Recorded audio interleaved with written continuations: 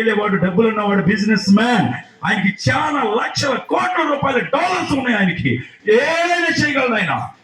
ఆయన్ని తెలుసుకొని Jesus is great, is the famous person, we need saviour అని ఆయన చెప్తున్నాడంటే మనం ఏ పాటి వారం అసలు తెలుసుకోవాలి. మనం శరీరధారిగా కృప సత్య సంపన్నుడిగా వచ్చాడు ఆయన.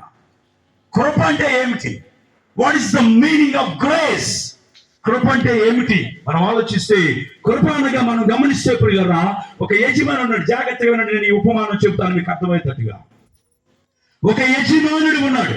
ఆ యజమాని ఇంట్లో ఒక పనివాడిని పెట్టుకున్నాడు. పనివాడిని పెట్టుకొని పనివాడికి అన్ని కూడా అర్హతలు ఇచ్చాడు ఆ ఇంట్లో. ఈ యజమానుడికి ఒక కుమారుడు ఉన్నాడు. యజమానుడు ఊరు వెళ్తా ఈ పనివాడికి చెప్పాడు, పనివాడా నువ్వు ఇల్లంతా కూడా చూసుకో, నా కుమారుడు ఉన్నాడు, కుమారుడిని కూడా నీవు చూసుకోమని చెప్పాడు.